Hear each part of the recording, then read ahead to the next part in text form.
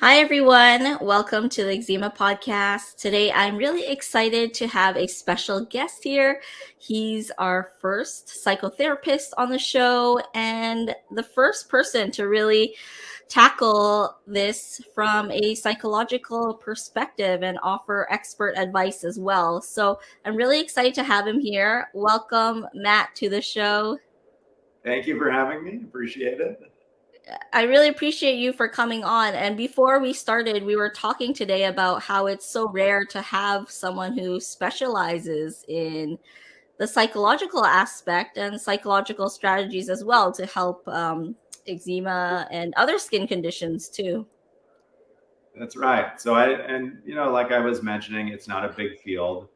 It's more popular in some other countries, but unfortunately, I guess it is unfortunate that it's not a big field because obviously dealing with the psychological aspects of skin impacts such a large portion of people. And so we do a really great job of dealing with the physical aspects. We've got dermatologists and a number of people that do really great work there. But then there's this whole other side where the mind and body is very much linked. And so when people are dealing with eczema or a variety of other skin conditions, it tends to have a big impact on people's lives, right? Self-esteem. Do you feel lovable? Does it get in the way of work? Does it get in the way of social relationships, family stuff? Really, when you think about it, and all the experiences and stories that I've heard from my clients, it's wide ranging and it tends to impact a lot of areas. So to get support with, some of these aspects, even if the skin doesn't change, your relationship very much with your skin, if you can figure out a way to get help and sort of deal with some of these other underlying psychological aspects, make the experience more tolerable for plenty of people. Not always, but for plenty of people. That makes a lot of sense. And I would love to know how you got into this field, especially because there are so few people who are experts in this area. And before we talked, you also mentioned that you do work with a lot of topical steroid withdrawal sufferers. And so that's pretty rare as well, because not a lot of people know what it is and not a lot of experts know what it is as well. Yeah, that's a big one. I don't know if it sounds like you've got some experience too, talking to a couple of these people with TSW, right? Topical steroid withdrawal. But that's a really challenging one because people that have it bad, I've noticed from the clients that I've worked with, sometimes they're dealing with very intense skin reactions from anywhere from a year to, I've had some people that have been dealing with it for 4 years, that their body and skin just really being inflamed and responding. And it's almost like very like a full body eczema type of experience for people. So I originally got into it as my father, Dr. Ted Grossbart, years ago. So he had a great practice in Boston for 40 years in what would probably be defined as the field of psychodermatology. And he wrote a great book called Skin Deep that to this day is really read worldwide. It's very touching that people sort of get it from all over the place. It's free. He's got it on his website. I've got a link on my website where you can read it, the ebook, and is a very useful tool. But from him, he describes that when he was in training early on, he saw somebody come in with a rash, and somebody that was a bit of a mentor to him using psychological techniques. Nothing physical helped him clear his rash. And he described seeing that and thinking, my God, what's happening here? How did that happen? And I think that was really the impetus to have him embark on what was this 40-year career helping people with a variety of skin conditions. So not just eczema, right? Things like psoriasis and rosacea and warts. And I'll tell you what I see more and more common these days, that it's nice people are talking about it more. There's this whole field called body focused repetitive behaviors. It's skin picking and hair pulling, cheek chewing. I get a lot of people with cheek chewing and lip biting where you can't stop and you kind of do it. So it's in some ways a fascinating and slightly abnormal place as a therapist. My father used to describe it as, it's like psychology with a twist. But in some ways it hits home and it feels very, I don't know, appropriate in a way, because all of these, anytime you're going through some sort of physical experience like people do with the skin, of course, there's an emotional experience, and again, the skin and the mind are really intimately linked. So to take care of that side of it, the more you kind of get into it with people, it tends to make sense and can be in some ways very helpful, and in some ways not helpful, but it's wonderful, using, I don't know, skin picking as an example. There are some people that I talked to for 40 years. They were picking. And if you can help somebody, relieve something that's been with them for that long, it's, I don't know, as the practitioner, it's endlessly rewarding. And of course, for people, it's good. And I think at the very least, I'm a big fan of telling people, even to know that there's so many other people that are having your experience, suffering the way that you are, dealing with the same skin challenges, not identically, but similarly enough. And this is how they dealt with them. And your human response to them, being sad or being frustrated or whatever the emotion is normal. And normalizing it, that's very helpful to changing people's experience with it, the battle with it that some people have. So it very much is a psychological experience for everybody. And why do you think so many people feel so good when they pick their skin or they scratch it? Because I know a lot of people scratch just to make their skin feel smoother as well, because they don't like seeing the flakes or the bumps. So yeah, what's the psychological reason behind it? Skin picking helps regulate emotions when people are feeling bored or stressed or worried, or a lot of people do it when they just have time. So when people tend to be busy and engaged in activities, so this very much relates to eczema, because there are plenty of people that tell me about eczema. It's the itch that really drives them nuts, not just the redness, right, of the skin. And I think when people tend to be really engaged in getting busy in a way, I call it like keeping busy, engaging in a mindful way of, whether you're, I don't know, going for a walk or talking to somebody or eating food or at work or at school, you're really engaged. But the moment that you're not super engaged, that's when people go like, oh, let's fill it in. I'm feeling a little stressed or a little bored. I'm in the car. I don't have something to do. Let's pick.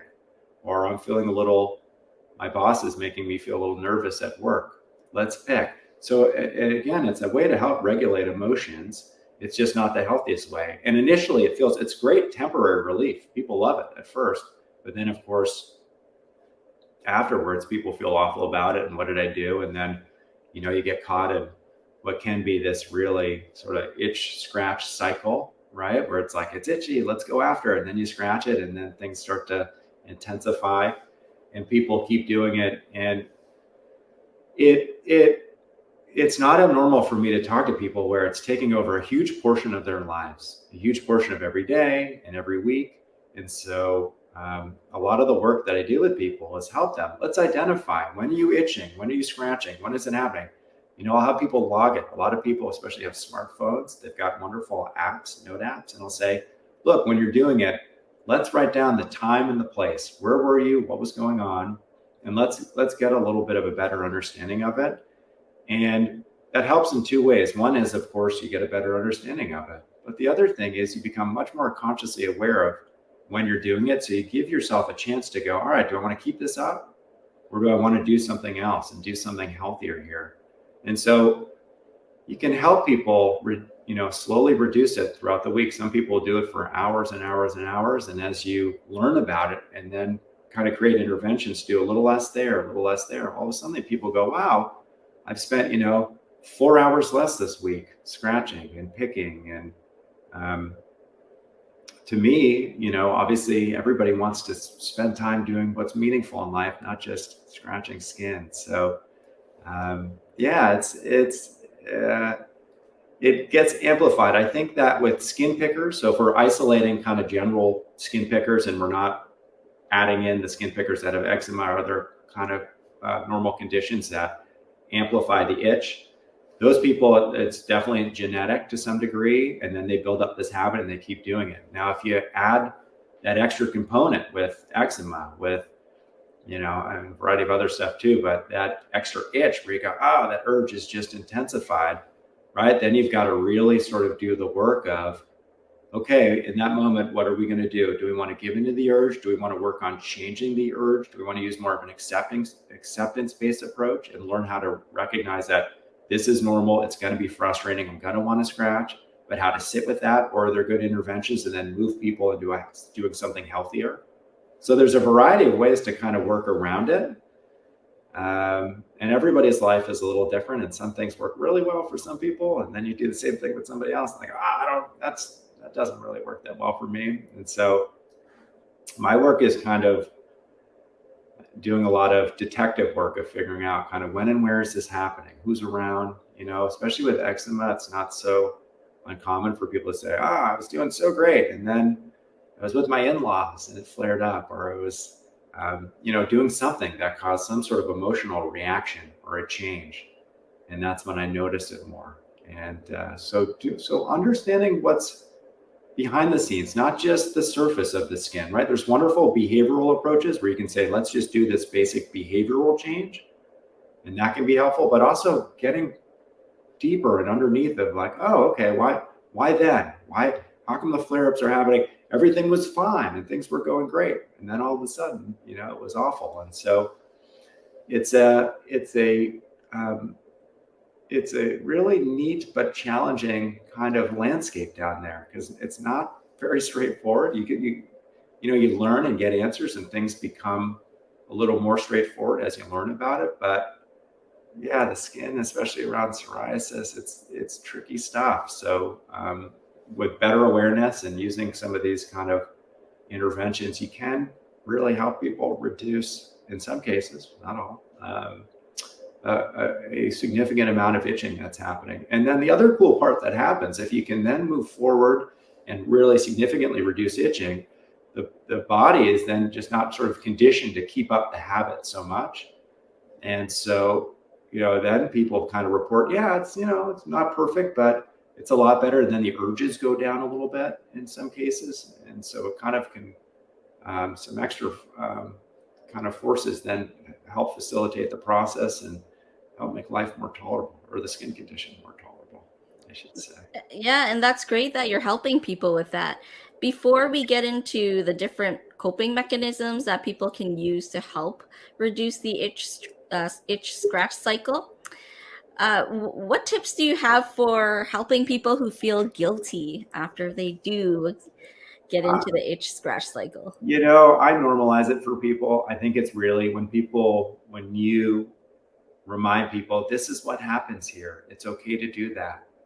There are, hundreds and hundreds of thousands, millions of people literally doing the same thing. It's okay. It's human. I think when you humanize it and you give yourself, it essentially adds a layer of self-compassion, where it's not just, why me? A lot of people that are holding this in alone, they do it and they're doing it in silence, and they're thinking to themselves like, what's wrong with me? I'm so screwed up. I can't believe I do this. I can't tell people about it. Nobody will understand. And so, that's certainly one direction people can go. It tends to be very common. But I think instead, if you pull back a little bit and go, no, not that I'd like this to happen. Of course, I don't want this to happen. But it's normal. It's okay to be frustrated. It's okay to be sad or upset that somehow I'm doing this. It's okay to be, feel sort of less than, in a way that I can't control this.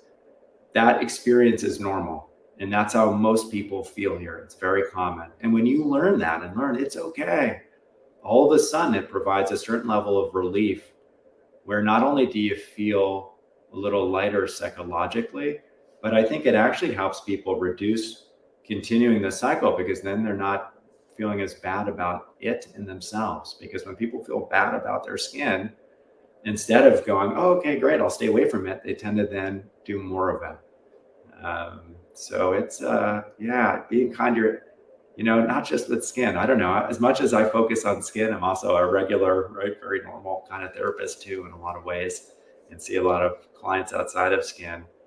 I'm always amazed at how beneficial it is to work on being kind to yourself, and especially around skin, right? I think I think there's still a pretty big stigma attached to skin. It's getting a little better, and I think it's helping that, there's a lot of these kind of body positive movements where celebrities are being a little more open about this is what my skin looks like. This is my experience there.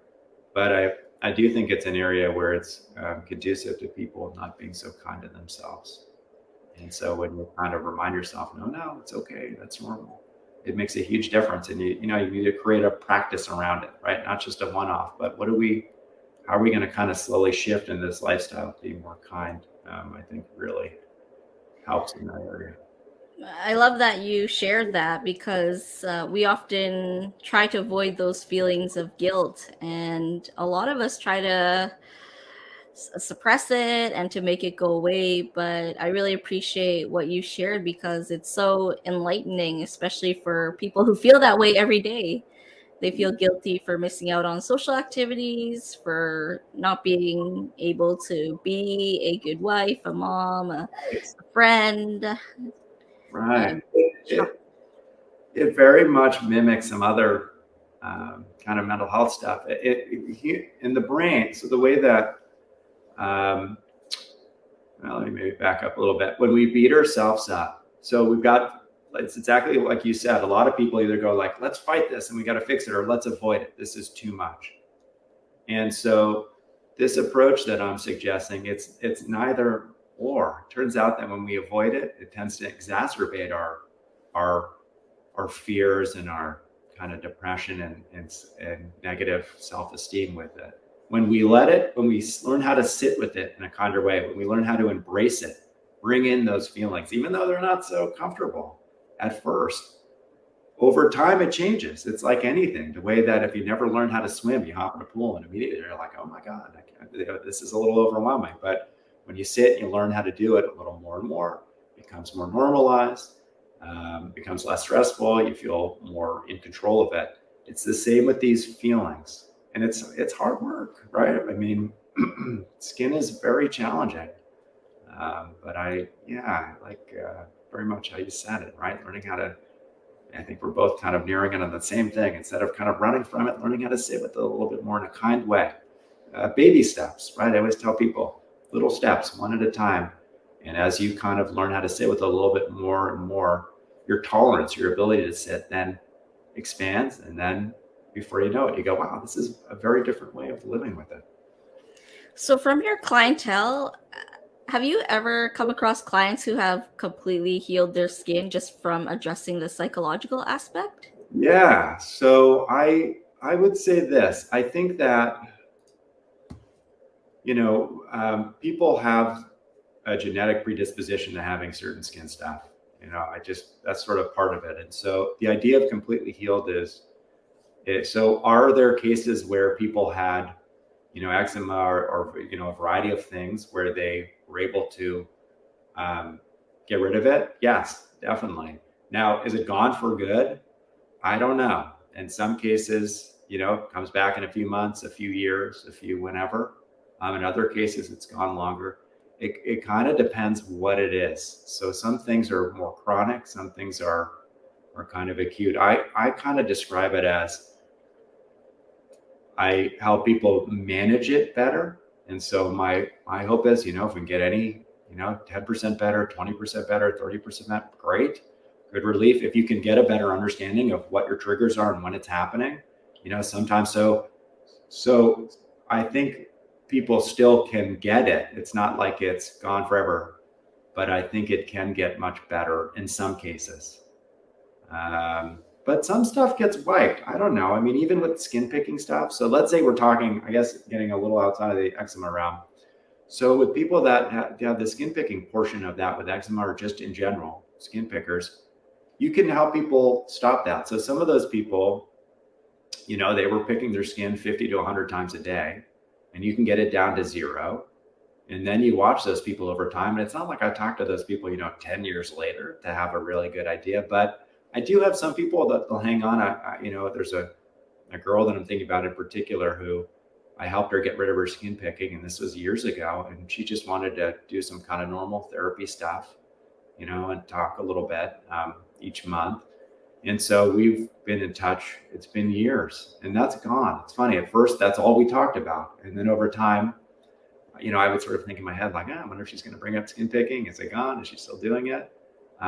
It's been zero part of our conversation for years. So I don't know with this stuff. I can never sort of tell. I try to manage people's expectations by letting them know I'm not sure and I don't know. But it seems to be the case that, yeah, some of this stuff can get wiped, and whether that's short term or longer term, it's hard for me to know or judge or I guess even see, because it's not like I normally, when people get better, not all, but a lot of people go, all right, it was great talking and thank you for your help. And I don't, sometimes people are in touch, I think years later, and go, oh, this is going well, but not everybody. So hard to know to what extent. So, from the people that you do tend to help, have you noticed any patterns in terms of what might be the root issue that causes the psychological aspect of the skin picking? Like, for example, is it childhood trauma, or even the way that they see themselves, or other things that have happened? Well, so for us, we're talking about kind of just straight skin picking. There's not, I don't think so. I think it's more genetic. And again, when I say this, I don't know all the answers. There are wonderful groups that do a lot of research on it, because it's, impacting somewhere between 2 to 4%, I think, of the entire population is dealing with some sort of skin picking problem. But we know that there's a genetic component. And I think I can tell you that anecdotally, most people that I talk to, a lot of people that I talk to, say most, but a good portion, it happens around early adolescence, 13, 14, 15, kind of high school, sometimes college. They get it then. Yes, it can start. Every once in a while, I run into somebody that will say, like, I got divorced, and that's when I started doing it, or something that is very clear, a noticeable large stressor. But more often than not, it's no, I just kind of started doing it, and I picked it up, and I realized I just needed it, and it was helpful, and it felt good. And that happened when they were a teenager, and then they just kept doing it for years and years and years. So I think it's something that in some ways starts off kind of genetically and somewhat innocently. Maybe there is a tough time in life where they kind of go do it a little bit, but sometimes it's not a tough time in life. Sometimes it's everything was normal, and they just started, somebody had a little acne, and they kept, when the acne came up, they were picking the acne or something similar, and then they just kept doing it. And then before you know it, it wasn't just a little bit here and there. It's like, oh, now I've been picking, every day for the last 30 years. So yeah, it's a tricky one. There's not a one size fits all model there. It's a variety of things. So I guess a few things are noticeable, but I would say with skin picking, the vast majority, I don't see it's not some wonderful psychological answer. It's not this happened because of trauma, or this happened because of some very clear big moment in somebody's life. Not at all. I think it happens very slowly and sneaks in, and then people go, whoa, I've got a real problem and I can't stop. And by the time they call me, they've really been doing it. The idea of stopping feels impossible. That's so interesting. Thank you for sharing that. I think that's an interesting tidbit that our listeners would be interested in hearing about. But now I also want to get into the juicy part of the podcast, which a lot of people have asked about. And a lot of people want to know strategies to help reduce itching, and also coping mechanisms that they can use to help reduce that itch scratch cycle. So if it's happening a lot during the week, I really would encourage people to log it. I like, again, going back to the phone method, use a note tab. And I generally tell people, write down kind of what time and where you were. Was it 10 o'clock and you were, in the kitchen, or did it start at 8? First thing you do when you wake up and you're in your bed? Or is it happening? A lot of people do it at night, especially when they're a little restless. There's not much going on. I love that, because if you log it, right, it not only do you get a better awareness of it, but then you get to consciously decide, do I want to keep doing it there or not? Right. So I think, especially with these habits and these urges, we want to really get a good understanding of it. But once you have a good understanding of it, then we want to reduce triggers. So when do you normally do it? What seems to be your time? What do you notice? Are there patterns and themes there? it's a lot easier to prevent yourself from doing it than stop in the moment. Once people start going and then you get that itch scratch cycle going on, and the skin really feels inflamed and it's tense, that's a very hard thing to stop. So I generally tell people, oh, you tend to, I don't know, do it when I've got somebody currently now, they do it when they come home from work and they have some time and they're not around, they're like in a private space and they really go after their skin. Okay, well, let's figure out, instead of, making it so conducive to letting yourself do it, what else can we do in those moments to help get you out of that position, right? You need to somehow, instead of just kind of sitting around and like locking yourself in the room and going after it, can we then get you to engage in something else that's like pleasurable? It doesn't feel like work, but at least gets you moving, gets your hands moving. Because once you start scratching at that point, it's very intense. To unhook, once you start it going, there's a variety of strategies here, but one that I really like is it's kind of centered around more of a mindfulness based approach. This idea of really being in the moment. So when the urge is there and we're scratching, it's occupying your whole mind. It feels like that's everything, body and mind.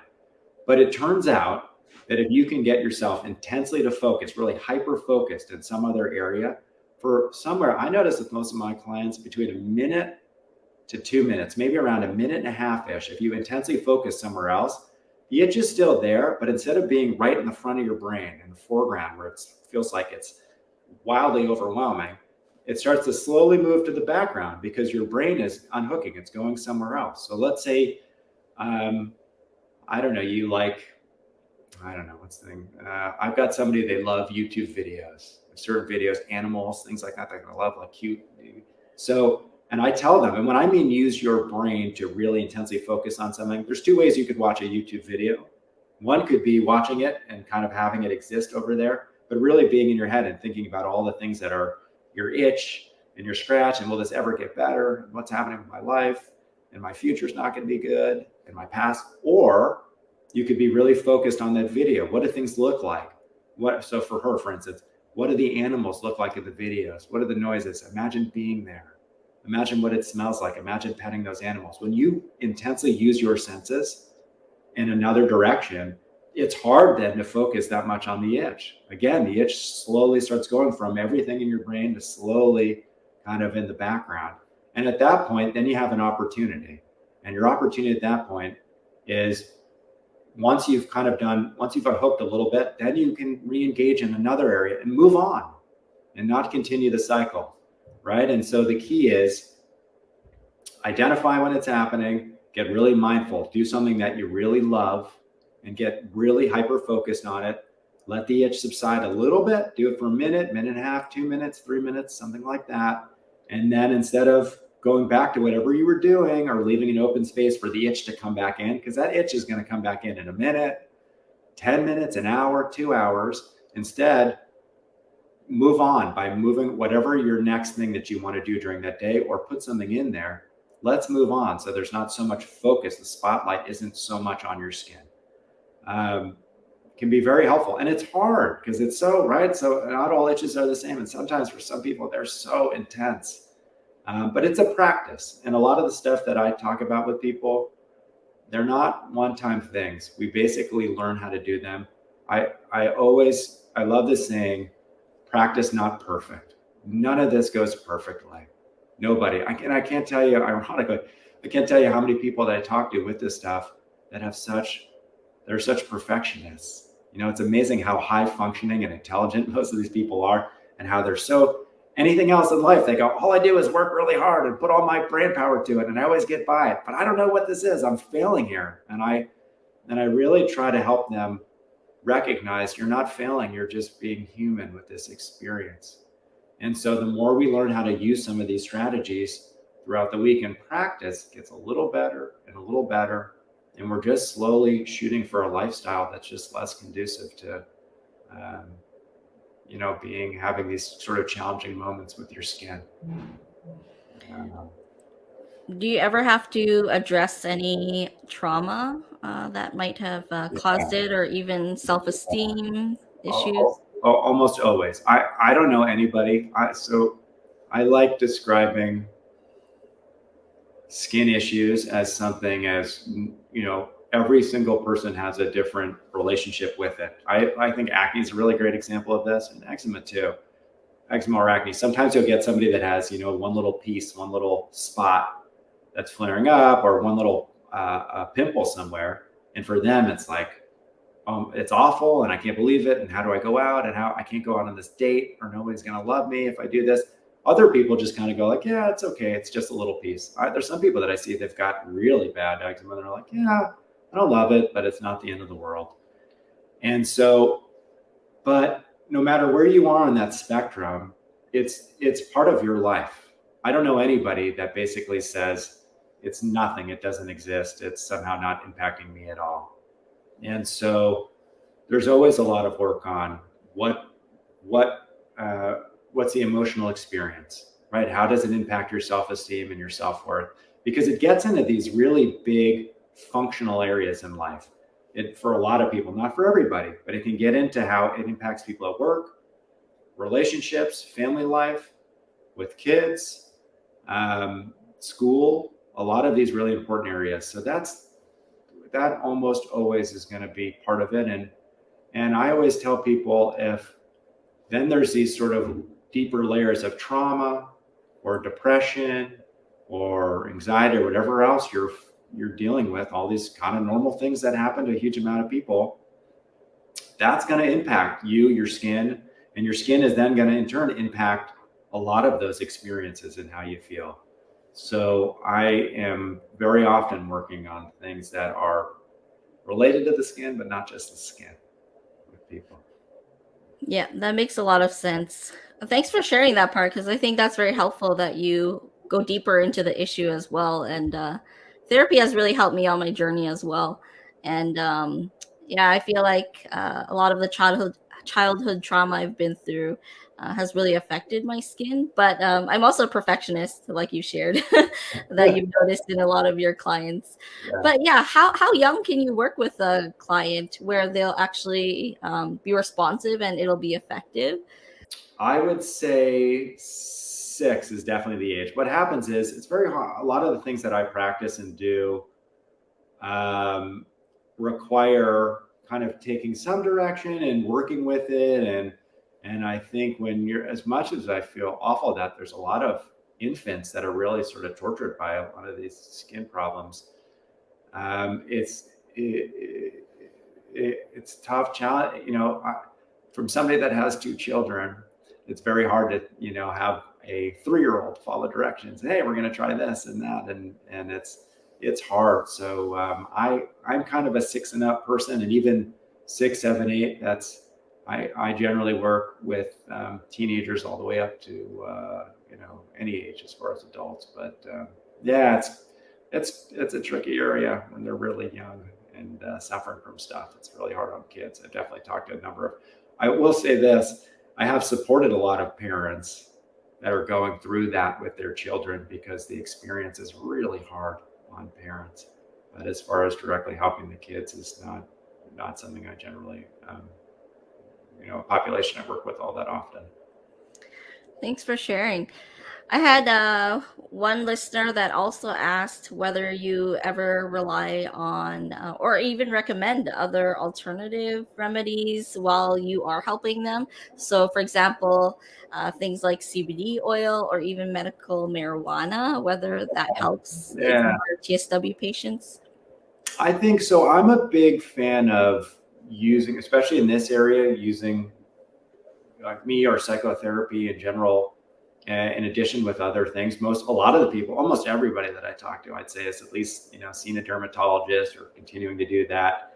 Get a lot of people that work with, acupuncturists and a whole variety of people. I generally sort of tell people, hey, this is what I've seen has been helpful for other people, but I don't necessarily, prescribe it in a way. It's a little bit out of my scope. So if somebody comes to me and says, hey, I've tried this oil or this, sometimes I get people with different herbs and stuff. And, what do you think? Have you heard of it? And things like that.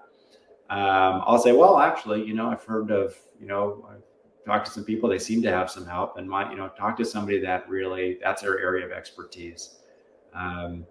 because none of those are really, I've heard a lot anecdotally, but I don't have formal education in the area. So I'm all for using other things to supplement therapy, but I don't think I'm normally, for me, it's more therapeutic interventions that I'm prescribing, less of kind of using outside things. But I do, there's a lot of people that I talk to that they're using the right psychiatric medications. That's very helpful when they do it. So I'm a fan of, it's a challenging area. So anything that's going to be helpful, great. Like let's be open and inclusive and holistic. But I don't think I'm necessarily the guy that goes, let's use this. But we talk about all those things on a regular basis. Thank you for sharing that. And yeah, I think that makes a lot of sense as well. I also had one other listener who asked what daily techniques can be built into their routine to help support the mind-body connection. I know you did mention logging their itch scratch cycles. Is there anything else that can be done too? Yeah, so I think beyond logging, developing a general awareness. So it's really, I think a lot of things that are happening, especially around skin, happen unconsciously. You just sort of have a moment, and it's tricky, but you just move on because you've been dealing with it for so long. So I think the more that you can sort of be aware, play your own detective a little bit. What's happening? What do you notice in the morning, afternoon, and at night? When do things feel a little better, a little worse? And I think that awareness can go a long ways, because once you kind of have a better understanding of what's behind the scenes, then all right, let's do a little less of that. Or if I'm going to have to do something that I know tends to be a little triggering or hard for me, how do I mentally prepare a little bit more for that, right? And get myself in a good place and use certain things to then help me almost protect myself a little bit more and not be so impacted in those moments.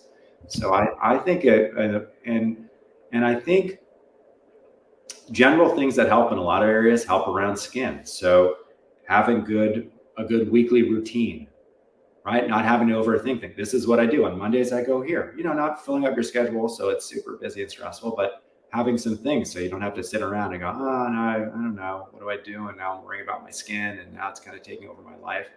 So I think, having a basic weekly routine, being mindful. Sleep seems to be a big thing around skin. When people are sleep deprived, for a lot of these things seem to get worse, and people's tolerance to deal with it gets a lot worse. So really taking care of yourself, good weekly routine, getting enough sleep, good social support. A lot of people isolate with these things. They suffer in silence. It does not have to be that way. There's millions of people suffering too.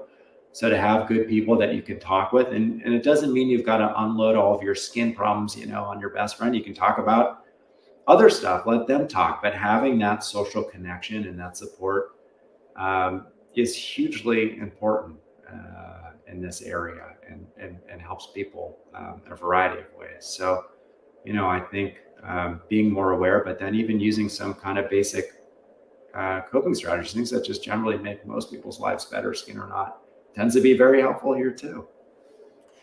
I agree with that. Thank you for sharing. And you did mention how, so many people do feel alone. And I know this is one area you wanted to touch upon as well. So could you share with us why so many people feel so alone? And not everyone tends to reach out for help, but they might try to deal with it themselves when they're going through this. Yeah, I with skin, I think there's just still a very big stigma attached to it. A lot of people have convinced themselves it's just me. I don't know anybody dealing with this. My friends don't deal with it. My family, whatever it is, what's wrong with me? But it could be farther from the truth, even though it feels very real in the moment. So many people deal with a version of this. And so it's really easy not to want to talk about it and go, oh, it's embarrassing or it's icky or what will they think? But in fact, millions of people are dealing with skin stuff that's similar. And people that aren't dealing with skin stuff, it turns out everybody's dealing with their own stuff. Just the human experience is challenging in a lot of ways. And every person is feeling some degree of, oh, this is me and this is hard. That's part of being human. I don't know anybody that's avoided that thus far. So when things are challenging and are hard, the last thing people want to do is go talk about it and go, when you're not at your best, you don't want to go out to the world and go, hey, how's everything going? Not at all. But of course, that tends to be one of the most helpful things, is to reach out. And it doesn't need to be, tell everybody about all your problems. It could just be confiding a little bit in a person, a friend, a family member, somebody you trust, a therapist, a group, an online resource. They've got wonderful online communities actually these days are pooling hundreds of thousands of people that have all these conditions together. Sometimes even reaching out a little bit makes a huge difference with the experience. So I tell people, it's like when I help people that are really depressed, the last thing they want to do is like get out of bed and face the world. But of course, as soon as they get out of bed and face the world, they go, oh yeah, it's not like everything was great, but I felt a lot better that day. It's the same thing here. It's very similar, this human experience. And it's find a very small way. I always tell people, again, baby steps. What can we do that is 2% more of reaching out? So what would that look like? Maybe you just look in an online group, or maybe you just think about talking to somebody without talking about them. But we just very slowly move in that direction to get more used to it. Because most people, they replay a lot of the same patterns. Like, oh, I'm in this spot again. I feel terrible. Let's stay in. Let's do that. And they just, repeats. And so instead, we want to just kind of trick the brain a little bit by doing 2% different. That way we can kind of slowly get out of our patterns that sometimes aren't so helpful. Thank you so much for sharing that. I think everything was really helpful. So when you work with someone, are you able to tell whether it's a psychological issue or whether it's actually more of a physical or genetic issue? I think most of these things are a mixture of physical and emotional and mental. So I sometimes in the beginning, before I talk to somebody, before we kind of sit down and have an actual more of a proper session, we'll talk on the phone. I'll say, what have you noticed? Do you notice that things flare up, during emotionally challenging times, things of that nature? So it depends what it is. Some stuff I sort of know because I've just seen it enough where you go like, oh yeah, I'm kind of like categorizing that.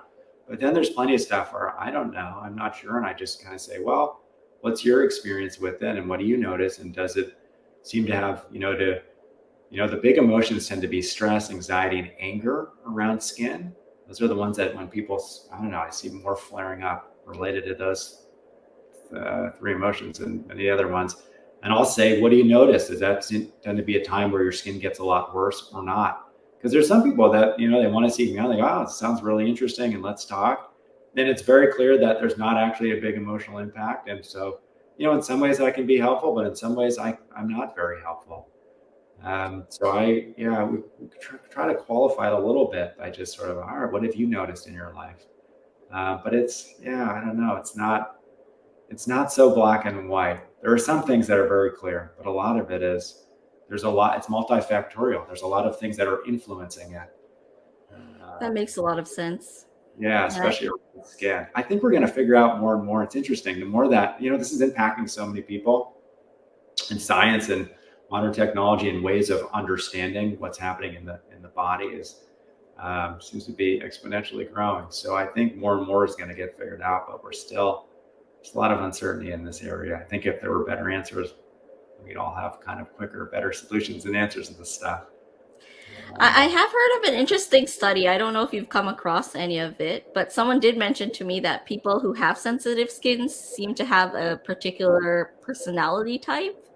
You did share earlier about perfectionists, but have you noticed any other similarities? There is it's funny about perfectionists. That is definitely a big one.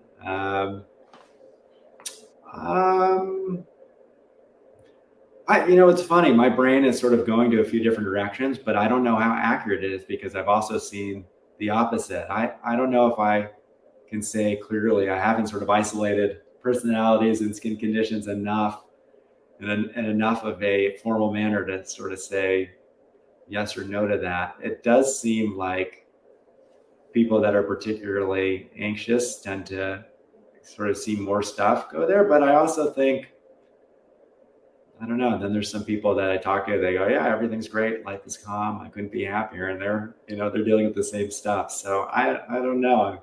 I don't know. Everyone is so different. Yeah. I don't know if I've got a good answer for that.